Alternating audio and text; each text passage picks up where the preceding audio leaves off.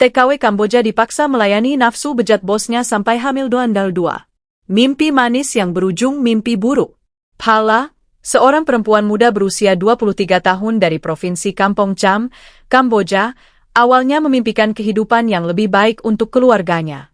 Ia tumbuh di tengah keterbatasan, sawah kering, rumah berdinding anyaman bambu, dan seorang ibu yang sakit-sakitan. Ayahnya sudah lama meninggal karena malaria, dan 2 adiknya masih duduk di bangku sekolah dasar. Di tengah keputusasaan, datanglah sebuah tawaran dari seorang agen tenaga kerja asing. Kerja di luar negeri, gaji besar. Bisa bangun rumah, sekolahin adik, dan beli obat buat ibu, begitu janji manis yang ditawarkan. Negara tujuannya, Malaysia. Posisi, asisten rumah tangga. Dengan hati penuh harapan, Phala setuju. Ia menandatangani dokumen-dokumen yang tidak seluruhnya ia pahami karena ditulis dalam bahasa asing. Agen hanya bilang, tanda tangan saja, semua akan baik-baik saja. Ia tidak tahu bahwa satu tanda tangannya hari itu adalah awal dari neraka yang tak ia bayangkan.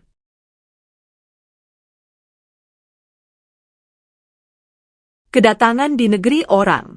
Phala mendarat di Kuala Lumpur pada malam yang gerimis.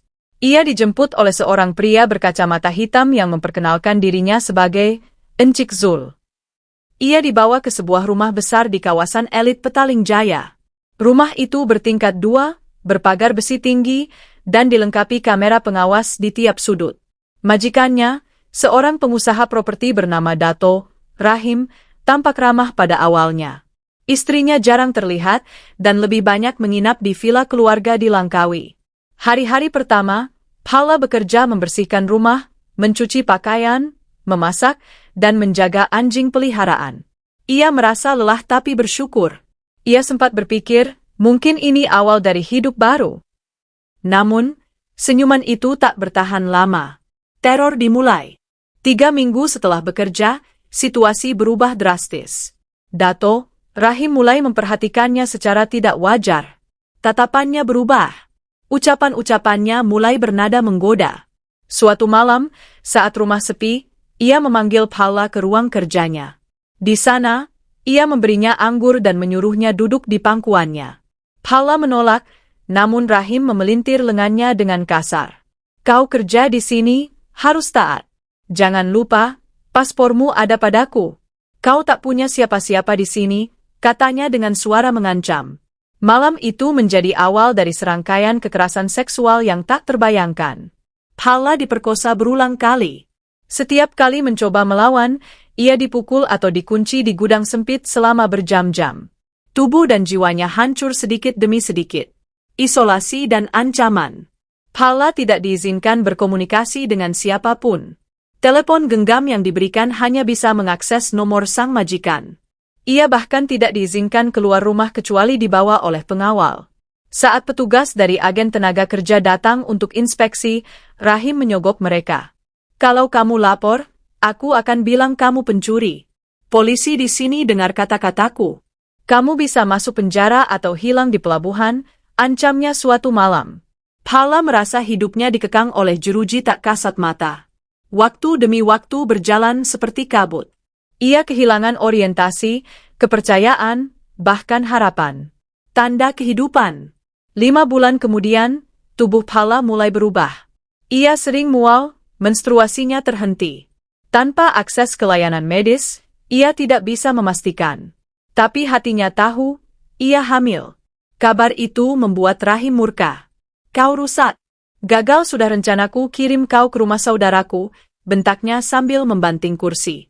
Ia menyuruh seseorang menyuntikkan zat aneh ke tubuh Phala, berharap untuk menggugurkan kandungan. Tapi Phala menolak keras. Ia mengurung diri di kamar mandi, berteriak-teriak hingga tetangga mendengar.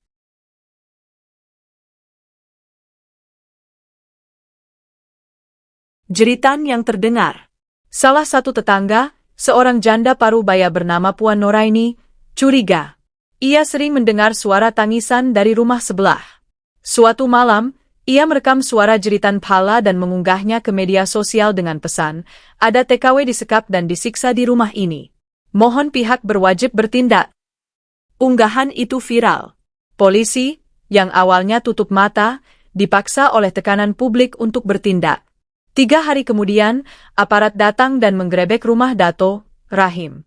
Phala ditemukan dalam keadaan lemah, kurus, dan hamil 7 bulan. Ia langsung dibawa ke rumah sakit. Dato' Rahim ditangkap, tapi pengacaranya segera mengajukan jaminan. Penantian keadilan. Kasus Phala menjadi berita utama di Kamboja dan Malaysia. Tekanan dari berbagai LSM dan organisasi HAM membuat pemerintah Malaysia didesak untuk menindak tegas. Namun proses hukum berjalan lambat. Rahim dibela oleh firma hukum papan atas. Ia berdalih bahwa hubungan dengan Phala adalah suka sama suka dan kehamilan itu adalah hasil cinta. Tuduhan itu ditolak mentah-mentah oleh Phala yang tampil di pengadilan dengan kursi roda. Masyarakat terpecah. Ada yang percaya Rahim, tapi lebih banyak yang mulai membuka mata tentang praktik eksploitasi TKW yang selama ini terjadi secara sistemik. Lahirnya harapan baru. Phala melahirkan bayi perempuan sehat yang ia beri nama Darasrei, yang dalam bahasa Amer berarti bintang kecil. Ia dibantu oleh tim medis dan psikolog dari Rumah Perlindungan Korban Kekerasan. Meski trauma berat masih menghantui, ia perlahan belajar kembali untuk tersenyum. Ia berkata dalam wawancara, "Aku tidak akan menyerah. Anakku harus tahu bahwa ibunya tidak diam. Aku akan lawan ini semua." Gelombang perubahan. Kasus Phala memicu reformasi. Pemerintah Kamboja meninjau ulang semua kerjasama dengan agen tenaga kerja luar negeri. Malaysia pun mulai memperketat regulasi dan pengawasan terhadap majikan yang mempekerjakan TKW. Banyak TKW lainnya mulai berani bersuara. Laporan-laporan kekerasan seksual, eksploitasi, dan perdagangan manusia meningkat. Tapi kali ini, mereka tidak lagi sendirian. Penutup yang membakar hati. 3 tahun kemudian, Rahim akhirnya divonis bersalah dan dijatuhi hukuman 18 tahun penjara. Putusan itu disambut tangis haru Phala yang hadir di ruang sidang sambil menggenggam tangan putrinya. Kini, Phala tinggal di Phnom Penh dan bekerja di LSM yang membantu korban kekerasan TKW. Ia menjadi suara bagi ribuan perempuan tak bersuara. Dalam salah satu pidatonya, ia berkata, "Aku bukan korban. Aku penyintas. Dan aku akan terus bicara sampai dunia mendengar jeritan para perempuan yang selama ini dikurung dalam diam." Kisah Phala adalah tamparan keras bagi dunia. Tentang bagaimana mimpi bisa berubah jadi luka. Tentang betapa mahalnya harga keadilan. Tapi juga tentang betapa kuatnya seorang perempuan yang memilih bertahan. Karena bagi Phala, hidup bukan soal menyerah. Tapi soal berdiri kembali, meski dunia berusaha menjatuhkanmu.